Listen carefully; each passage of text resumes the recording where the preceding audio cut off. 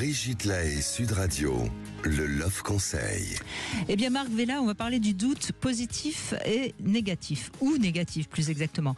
Alors je propose un petit test qui va être assez révélateur sur la façon d'agir de chacun.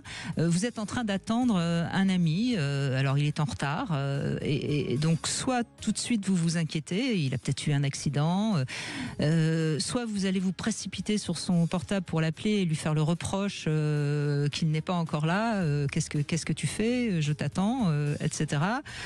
Ou alors peut-être vous allez profiter de ce temps un petit peu suspendu qui vous est offert pour regarder autour de vous, observer votre entourage. Voilà, donc ça c'est déjà on voit 3 attitudes et on pourrait en trouver d'autres qui sont totalement différentes et qui sont évidemment révélatrices de notre capacité à analyser un moment qui n'était pas prévu. Alors un autre test, par exemple, vous êtes avec votre compagnon, votre compagne, et cette personne est en train de converser au téléphone. Dès que vous entrez dans la pièce, elle, puisque je vous parle, Marc Vella, elle raccroche. Alors, vous êtes persuadé que c'était avec son amant qu'elle était en train de parler, ou alors vous appréciez qu'elle coupe la communication parce que justement vous rentrez et donc elle vous accueille.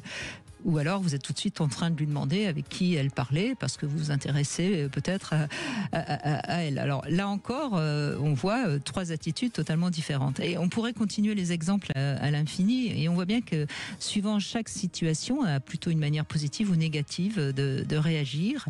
Et je trouve que ce serait pas mal de prendre le temps quand on réagit. Parce qu'obligatoirement, on a tous une première réaction face à un événement.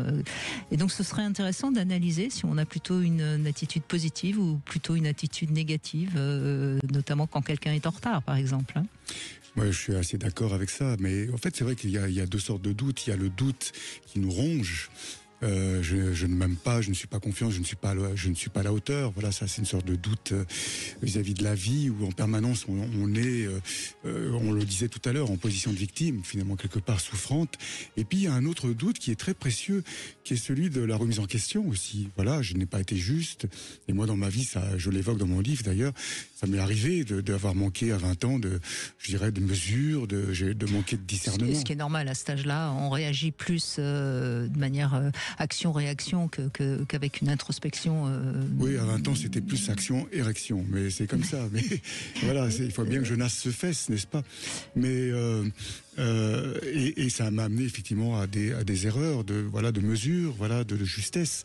Et ça m'a amené finalement à douter profondément de ce que j'ai pu être et à une remise en question et à des transformations nécessaires. Le doute est précieux.